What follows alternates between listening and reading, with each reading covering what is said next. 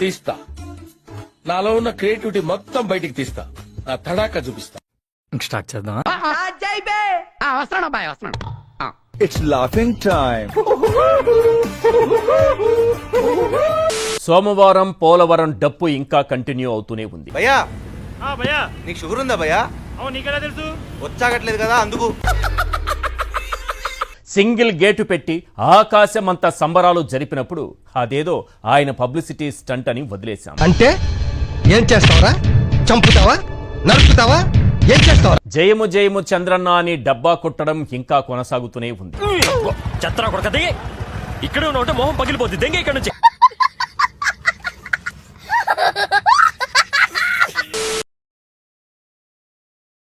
Congress party ప్రభుత్వం ఒక అసమర్థత, అవగాహన రాహిత్యం, అవినీతి, కుట్ర ఇవన్నీ కలిసి జగన్మోహన్ రెడ్డి 90 వేసినట్టున్నాడు సైకోసాలగాడు.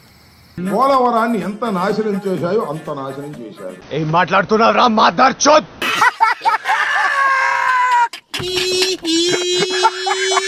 ఇది జగన్మోహన్ రెడ్డి గారు. మీరు అసమర్థులు, అవగాహన సరిగా లేదు.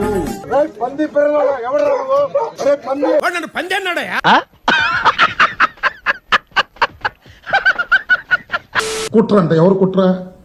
అవినీతి మీరు. నేను అనలేదుగా. ఎవరున్నారు? నోరు మూసుకురండు. మేము మిమ్మల్ని ఎర్రిపుకులు చేయటం లేదు, మీరే ఎర్రిపుకులు. ఒక్క ఇటుకరాయి పెట్టి ఈవెంట్లు జరిపితే అదేదో ఆయన పబ్లిసిటీ పిచ్ అని ఊరుకున్నాం.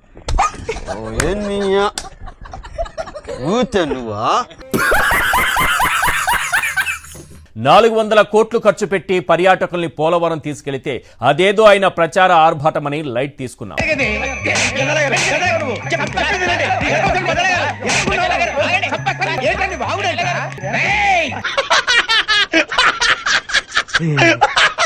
కానీ మనం పట్టించుకోవడం లేదు కదా అని చంద్రబాబు అండ్కో ఏం చేశారో తెలుసా? చెప్పు. ఏదో కుట్ర అంట. ఎవరు కుట్ర? నేను అనలేదుగా. ఎవరున్నారు? మోడీ గారు అన్నారు. దేశంలో పక్కోడు పని మీద ఉన్నంత ఇంట్రెస్ట్ సొంత పని మీద ఉండదు జనాలకి.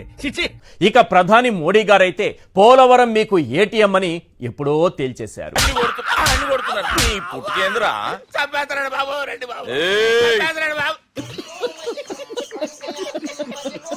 ఏటీఎం ఏది? ఏటీఎం పోలవరం ఇది ఏటీఎం అని మీ ప్రధానమంత్రి గారే అన్నాడు.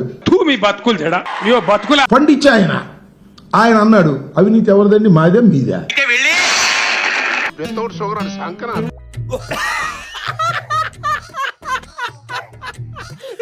మీరు పూర్తిగా అవినీతి చేశారు, పూర్తిగా అన్యాయం చేశారు, అవగాహన రాహిత్యం చేశారు.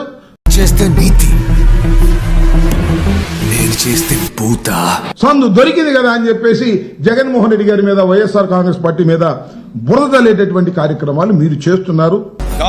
నంది ముందు రంగు మార్చిన పంది కారు కూతలకు వస్తే కపాలం పగిలిపోతే ఇది తగదని కూడా ఈ సందర్భంగా నేను చెప్పదలుచుకున్నా.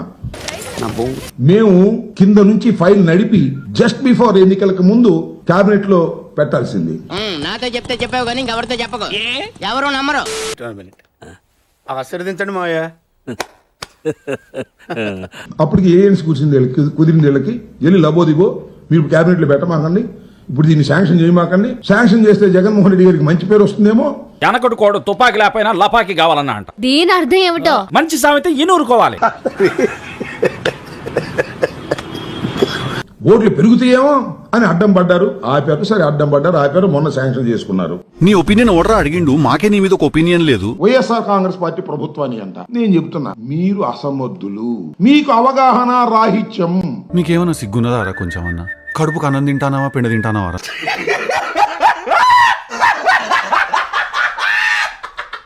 అవగాహన సరిగా లేదు. వెళ్ళడం రావడం సోమవారం వెళ్ళడం రావడం. అని ఎవరికైనా చూపించండి రా, వదిలేయకండి రా బాబు అని అలాగా కూర్చోబెట్టి చెప్పండి రా. అదేంటండి చంద్రబాబు నాయుడు గారికి అవగాహన రాహిత్యం అంటారేంటి? మస్తు షేడ్స్ ఉన్నారా నీలా? అబ్బో కమలాసన్. బిల్లులు చేసుకోవడం, డబ్బులు కాజేయటం దేవిని నోమ గారు మీరు చేసింది. అరే నిన్నెవడైనా టీ తాగించి మరీ కొట్టాడరా? కూర్చో.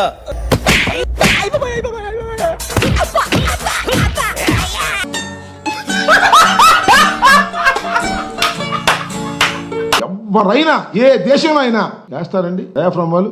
ఆహా మీకున్న బ్రెయిన్ కి మీ తెలివితేటలకే మీరు సుప్రీం కోర్టుకే జడ్జి అవ్వాల్సిందన్నా. మన దేశంలో కాబట్టి సరిపోయింది, కానీ ఇలాగే ఇంకొక దేశం ఎక్కడ జరిగితే ఈ నష్టానికి ప్రాసిక్యూట్ చేస్తారు, ఉరి కూడా వేస్తారని మనం చేస్తాం. వాడు అడగకుండా మీరు ఎందుకండి సలహా ఇవ్వడం? అడగకుండా ఇచ్చేదాన్ని సలహా అంటారు. కెలుక్కుంటే వచ్చేదాన్నే వాసన అంటారు.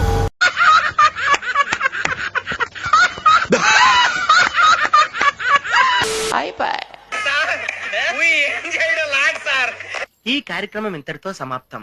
రేపు ఇదే అలవాసులపై మళ్ళీ కలుసుకుందాం. అంతవరకు సెలవా మరి. నా ఛానల్ పేరు గుర్తుందిగా, ప్లీజ్ లైక్ షేర్